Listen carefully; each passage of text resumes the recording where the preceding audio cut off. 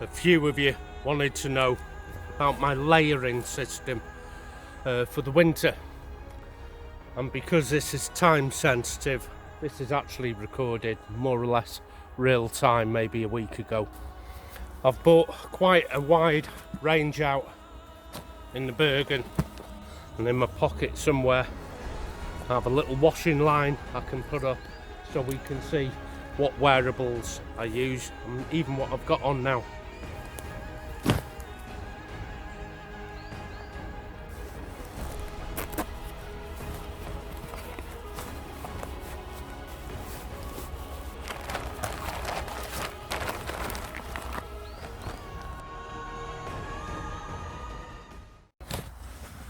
Now, some of what is in here is actually just a duplicate of what I have on now, and we'll only be discussing the top section.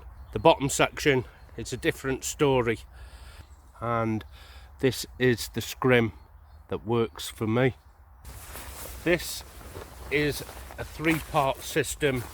Some fabrics combined together work better than other fabrics combined together. Fleece norgi, wool is a phenomenal mix for insulation. Keep that heat in. My metabolism is pretty slow. I'm on medication where it brings my body temperature right down. Those combinations is what is working for me. Everyone is going to be different, however. Okay, let's have a look at these. And there's three different elements here. Now, like we said before, fleece and wool, a good mix. This is a liner for the smock. It's a smock liner, and thumb holes here so I can put my smock on over this. 2 cinch toddles and a zip. 2 lovely big deep pockets. The things I like to have in them pockets are more elements for insulation. Now, I do have Gore-tex DPM gloves with the fibre pile fleece inner. These are smaller, they're lighter, has the trigger finger. These are phenomenally warm. So these aren't waterproof like the ones I took out on the deep freeze camp, but one in each pocket. That's where I keep them. Headwear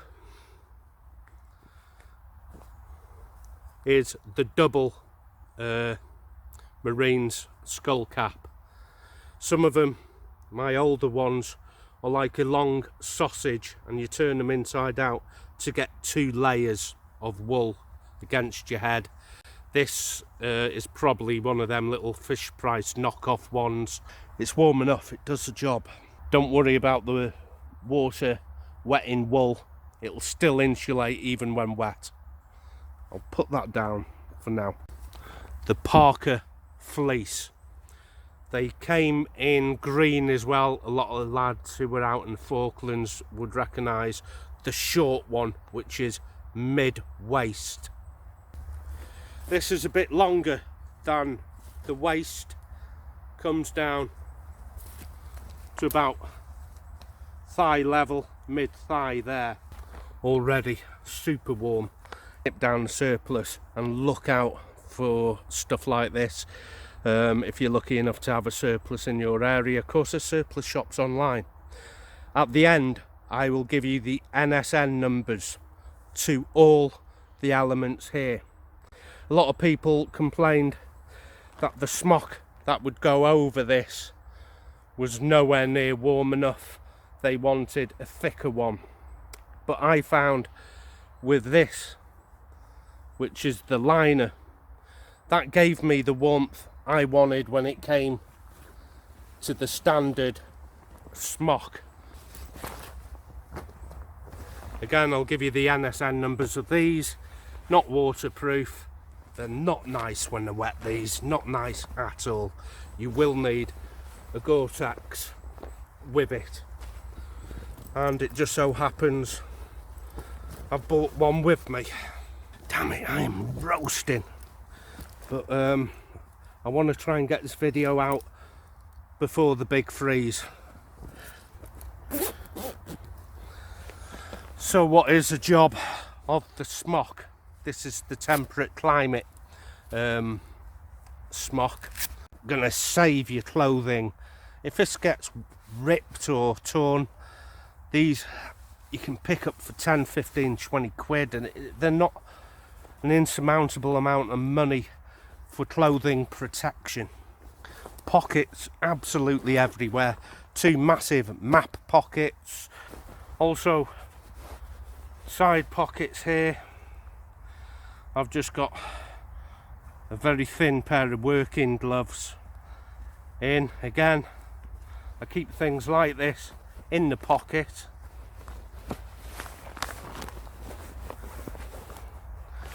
And another cap. Again, it keeps the raindrops from getting in my eyes. It stings, you know, especially if you've got sweat running down as well. It's adding in the wool with the cap will keep your head warm, regardless of even if it gets wet, that wool. Okay, now I did say that this was not waterproof. The solution is simple. This is the DPM Gore-tex. Love them or loathe them, they will keep you warm, will keep you dry. And by the way, there is not a chance in hell I would be hiking with all this on. I'd get too hot, I'd overheat. Always make sure you don't sweat. It can be equally as dangerous as walking out with not enough on, is sweating with too much on. The original scrim, don't let any air get down your neck here. Once you've built up a layer of heat, trap it in.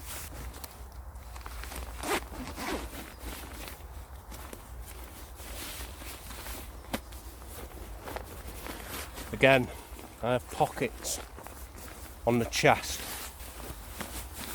This pocket is my Gore-tex waterproof trousers. Protect my legs.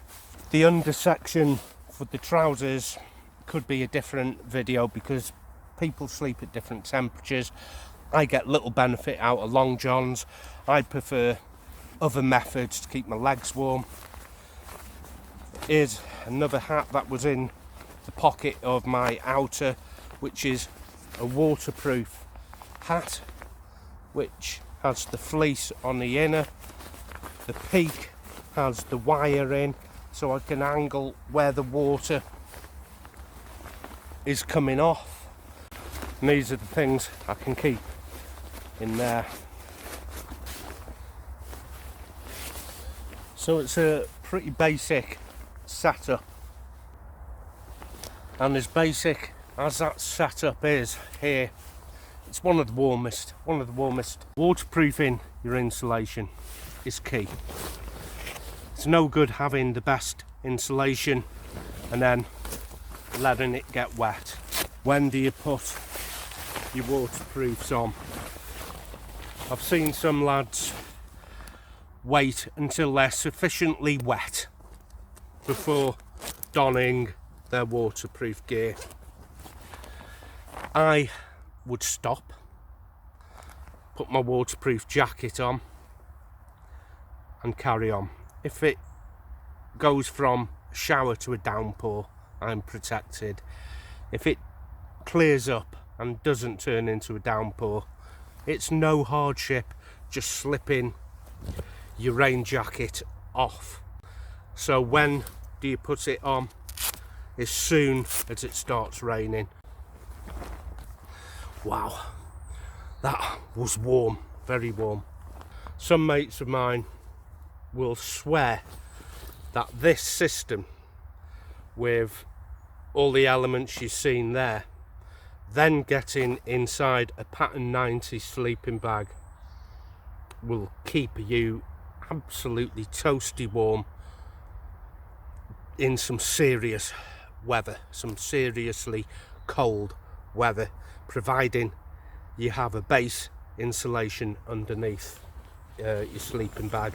I have not tried this much inside a sleeping bag. I haven't even slept in the Gore-tex jacket. Now, some lads swear just using their Gore-tex over the wool like this inside the Pattern 90 sleeping bag is going to keep you warm also. I can buy that, because it's not the first time I've used two bivvies. The biggest thing was, how do you use this? This is my Mark V Smock NBC. NBC, nuclear biological chemical smock. How and when you use it is up to you. Personally, I have been warm with this in the jungle sleeping bag, just straight over the norgi. Some of the YouTube experts will always say, yeah, but when it gets wet it's horrible and it doesn't insulate anymore, and they feel quite superior before clicking send, and I get that message and I'm thinking, well, if you haven't got the common sense to put a waterproof over it when it starts raining, that's your bad. You know, it's nothing to do with me.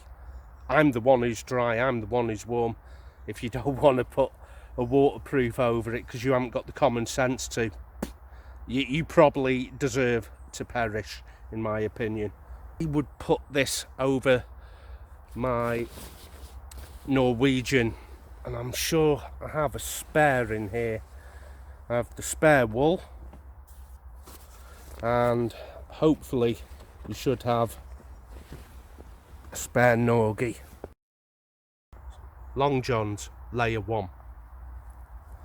Layer 2, the norgi.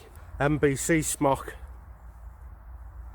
Now you can put this over your wool jumper, you can put it over your norgi. Some people find that this inner material here, which is your charcoal lining here, can be quite an irritant on the skin. That's why I said I put it over my norgi. If it begins to rain, I'll waterproof it, but I have been toasty warm in just a norgi and this, and at the time I was out filming on one of my birthday episodes, it dropped to about 3 degrees, so 3 degrees less it would have been at freezing point. And on that video I think I just had my norgi and this, and it wasn't raining, so I didn't need to waterproof it. A lot of people have been asking me, can I get these for them? And I thought I could get you a real bargain. Little did I know that they're so expensive now. Norgis, pretty cheap. Should be able to get these just a few quid, maybe under a £5. I have a couple of these, a couple of wools. I only have the one NBC. I had one years ago when I was about 19 and I couldn't get hold of it again, and then recently I found 2 in a row so I grabbed that one. This is one of the original base layers. This works for me, and I believe this is the merino first base layer, long sleeve. This one over the years has shrunk in the wash, especially around my belly area, but I would look out for your first base layer being a kind of merino wool. So you can see I have a layer of the wool merino underlayer, base layer, then the fleece. So it's been wool, fleece, then this cotton. It's not great, but it is good enough to protect your gear. It's not particularly warm, but it's easy to keep warm and it's easy to keep dry by using your waterproofs. Bring them with you all the time. On me right now, I've got level 1, level 2, level 3, level 4 with the Parker liner. Level 5 would be the cotton Parker. Level 6 is the waterproof layer in. Level 7, I believe, would be your softies. Now I would actually have my softies under the waterproof. That's why the green softies are so extraordinarily large, even if you get them in your own size and you get them home and you buy them and you think, I must have bought the wrong size. They're huge. They're meant to be level 7. The newer PCS softies, so you can use the newer version as level 2 or level 3. I haven't brought them with me. There is a separate episode on the softies on the channel. Just type in softies into the search bar on this channel and it'll take you straight to it.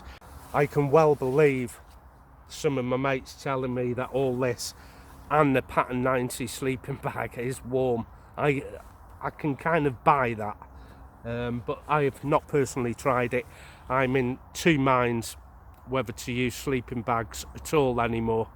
Something like this, I could just get straight into a bivvy bag, you know, I'd be fine. There are no two people alike who are going to have the same metabolism and require this kind of layering. Leave elements at home if you sleep warmer, bring it all out with you like me. If you sleep cold, on them warmer months, I have slept just in softies on more than one occasion, and that's worked for me. And you could do with this kit now, and the great thing about surplus is it is pretty cheap. So that's my layering system. Mine may not be as yours is, but I've shown you several techniques. Don't forget the newer PCS as well. They work really great. Check out the softies video to see that. And that's your lot. So don't forget to subscribe if you like what you see. Don't forget to unsubscribe if you don't. It doesn't bother me. I don't get paid for doing this. But until next time, take care of yourself. I'll see you out there. Happy trails.